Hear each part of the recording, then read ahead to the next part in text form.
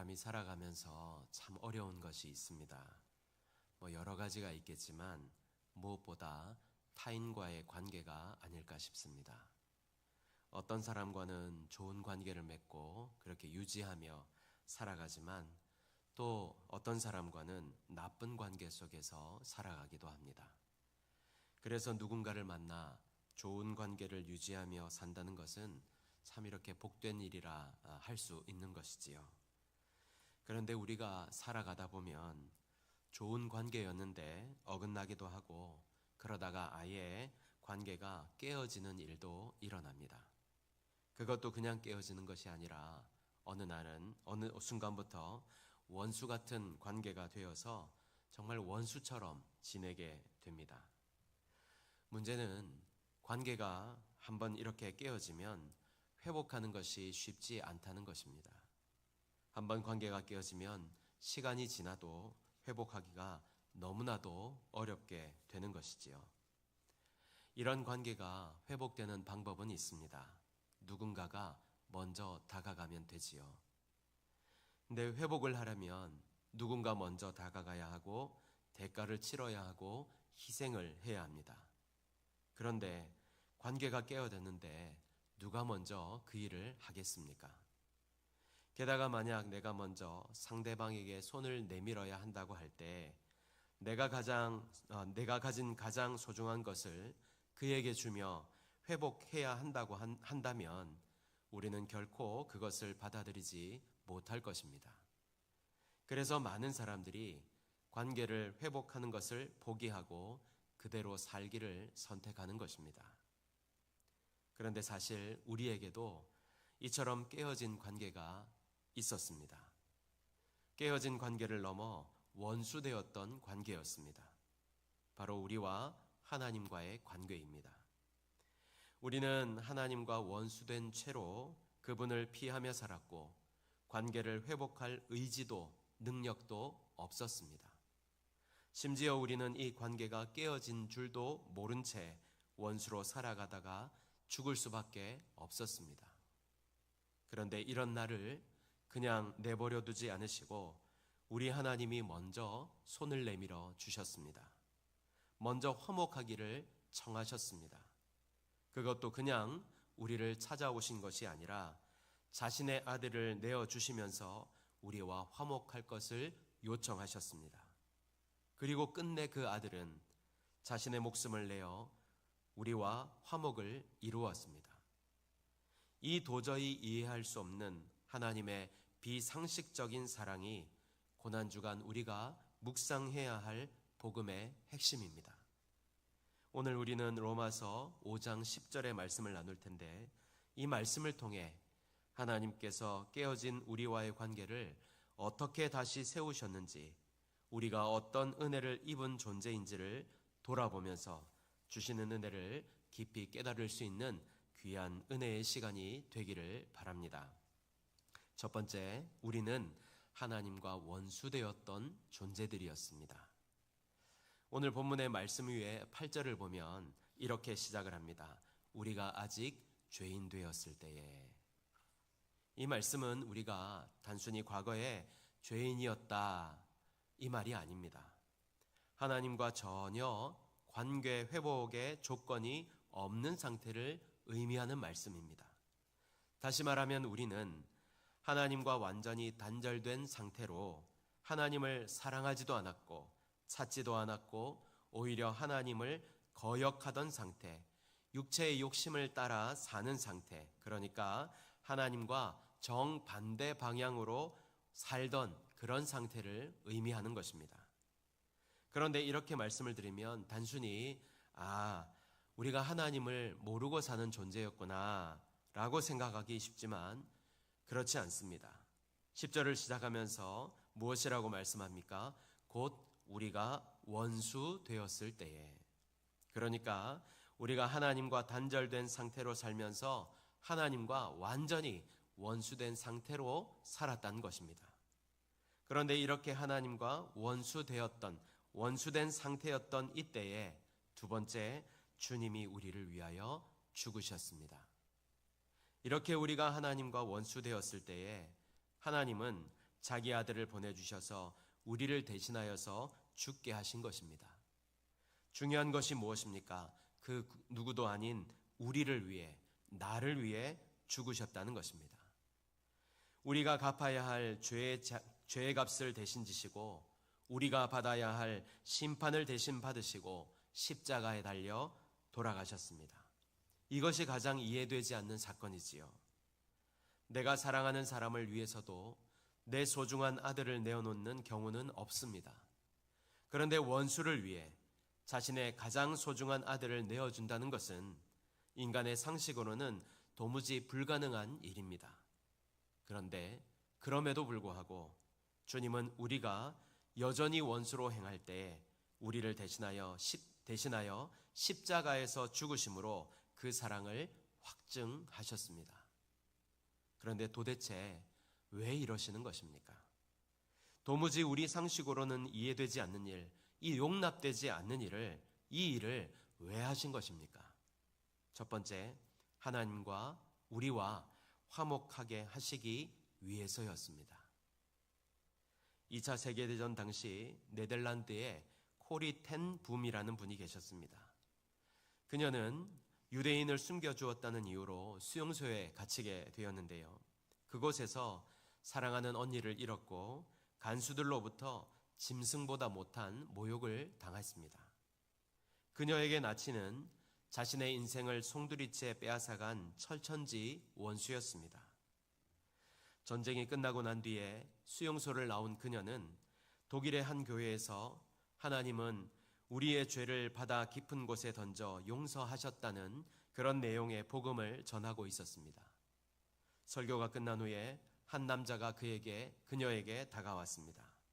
그는 수용소에서 자신과 언니를 잔인하게 학대하였던 간수였습니다. 그는 손을 내밀며 자신이 그리스도인이 되었다며 용서를 구했습니다. 코리 텐 붐은 도저히 그의 손을 잡을 수 없었습니다. 그동안 가슴속 깊은 곳에 분노와 원망이, 증오가 그녀를 사로잡았습니다.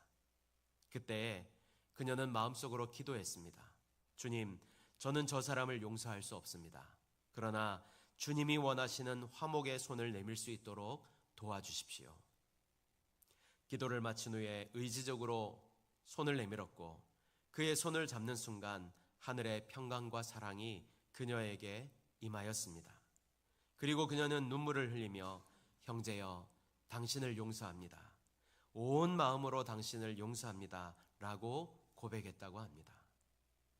여러분, 코리 텐 붐이 원수된 그의 손을 잡았을 때 비로소 그녀 안에 또 그의 가운데 진정한 회복이 일어났습니다. 이것이 하나님께서 2000년 전 십자가에서 우리를 향해 하셨던 일입니다. 우리는 하나님을 거역하고 아프게 했던 원수였음에도 불구하고 하나님은 우리를 심판하신 대신 당신의 아들 예수 그리스도를 보내주셔서 화해의 손길을 주셨습니다. 원수와 같은 원수된 우리를 위해 부모 자식 간의 관계를 맺기 위해 자신의 아들을 십자가에 매다셨습니다. 이유가 무엇이라고요? 우리와 화목하기를 원하셨기 때문입니다. 여러분, 화목은 단순히 기분이 풀린 것이 아닙니다. 하나님과 우리 사이의 관계가 완전히 바뀐 것입니다. 원수였던 우리가 이제는 자녀가 되었고 단절되었던 우리가 이제는 하나님과 함께하는 존재가 된 것입니다. 그러므로 여러분, 나를 향한 주님의 이 회복하기를 원하시는 주님의 손길을 이제 붙드시기를 바랍니다. 더 이상 하나님과 나와의 관계를 깨트리는 죄 가운데 머물지 말고, 더 이상 하나님을 외면하지 말고, 더 이상 원수된 자리에도 머물지 마십시오. 이제는 주님이 주시는 이 회복의 은혜를 받아 누리시기를 바랍니다. 그래서 주님 안에 화목의 신비 안에서 정말로 주님 주시는 참된 기쁨을 누리며 자유함 가운데 살아가는 성도들이 되시기를 간절히 소망합니다. 두 번째, 주님은 지금도 살아계셔서 우리를 끝까지 구원으로 이끌어 주십니다. 1960년대 미국의 빌 게이더와 글로리아 게이더는 셋째 아이의 출산을 기다리고 있었습니다. 당시 미국 사회는 극도의 혼란기였습니다. 사회는 불안정했고 상황은 어지러웠습니다. 그래서 이들은 깊은 두려움에 빠져 있었습니다. 심지어 남편은 질병으로 인해 육체적으로 매우 지쳐있던 상태였습니다. 그래서 두려웠고 게다가 아이들을 어떻게 키울지 너무나 염려되었습니다. 그렇게 근심의 나날을 보내고 있을 때 어느 날 저녁 글로리아가 창밖을 보고 있는데 성령께서 그녀의 마음을 강하게 울리셨습니다. 세상이 아무리 험해도 예수님이 살아계신다. 주님이 내일을 붙들고 계시는데 무엇이 두려우냐? 이런 감동이 밀려왔습니다. 그래, 내일 일은 모르지만 주님이 계시잖아. 그분이 내일 일을 붙들고 계시잖아. 이렇게 외쳤습니다. 이 확신 속에서 지은 찬양이 살아계신 주입니다. 우리가 잘 아는 살아계신 주. 살아계신 주, 나의 참된 소망, 걱정 근심 전혀 없네. 여러분, 모래 위에 발자국이라는 애니메이션 내용을 다 아시지 않습니까? 이 애니메이션의 내용이 무엇입니까? 인생의 뒤를 돌아보니 내가 고통스러울 때, 힘들고 아플 때, 포기하고 싶을 때 내 인생에서 발자국은 하나밖에 없었습니다. 그래서 주님께 절규했지요. 왜 내가 어려울 때 주님 외면하셨습니까? 왜 나를 홀로 버려두셨습니까? 이때 주님이 이렇게 말씀하셨습니다. 그때마다 내가 너를 업고 갔다. 주님이 나를 혼자 내버려 두고 버리신 줄 알았는데 오히려 그때에 주님이 나를 업고 가셨다는 것입니다. 함께 하셨다는 것이지요. 도와주셨다는 것입니다. 언제까지요? 끝까지입니다. 여러분, 오늘 본문 5장 10절에서 이렇게 말씀합니다. 그의 아들의 죽으심으로 말미암아 하나님과 화목하게 되었은즉 화목하게 된 자로서는 더욱 그의 살아나심으로 말미암아 구원을 받을 것이니라. 이게 무슨 말이냐면 우리가 하나님과 원수되었을 때에 하나님께서 자기 아들을 죽게 하심으로 우리와 화목하게 하셨다면, 그러니까 이미 가장 어려운 일을 행하셨다는 것입니다. 주님이 하셨어요.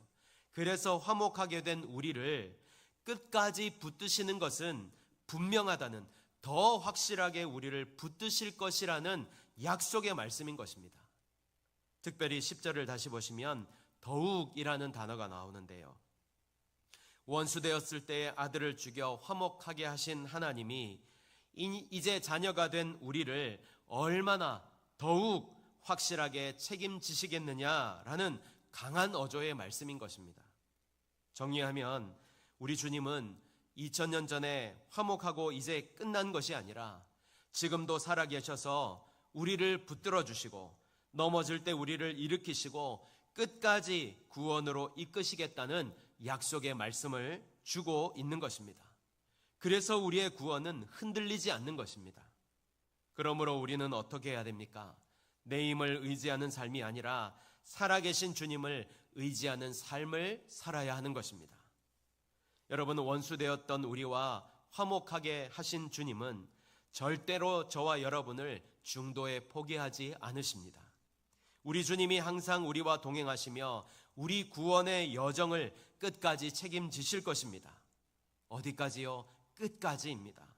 천국 가는 그날까지입니다. 그러므로 무슨 일을 만나든지 두려워하지 마십시오. 낙심하지 마십시오. 오히려 주님을 의지하며 담대하게 살아가십시오. 왜 그럴 수 있다고요? 우리 주님이 저와 여러분을 붙드시기 때문입니다. 넘어져도 버리지 않으시고 흔들려도 놓지 않으시고 약해져도 포기하지 않으시고 마침내 이 구원의 여정에 우리를 포기하지 않으시고 인도하실 것이기 때문입니다. 천국 가는 그날까지 도와주실 것이기 때문입니다. 그래서 구원은 지금도 살아계신 주님과 함께 걸어가는 현재의 역사입니다. 이 믿음으로 우리와 화목할 뿐만 아니라 끝내 우리를 붙드시고 인도하시는 주님과 날마다 기쁨으로 동행하며 살아가는 믿음의 사람들이 되시기를 예수님의 이름으로 축복합니다. 아멘. 결론의 말씀을 드립니다. 우리는 하나님과 원수되었던 자들입니다. 그러나 주님은 우리를 위해 죽으셨고 그 죽음으로 말미암아 우리를 하나님과 화목하게 하셨습니다. 여기서 끝이 아닙니다. 주님은 지금도 살아계셔서 우리가 넘어질 때마다 일으켜주시고 끝까지 구원의 자리로 인도하십니다. 그러므로 여러분, 어떤 환경을 만나든지 두려워하거나 낙심하지 마십시오. 무엇보다 주님이 내 삶을 붙들어 주시고 인도하고 계심을 믿으시기를 바랍니다. 이 믿음으로 하나님과 화목하게 된 자로서 주님 안에 항상 거하고 동행하면서 주님을 의지하며 끝까지 믿음으로 걸어가는 성도들이 되시기를 예수님의 이름으로 축복합니다. 아멘.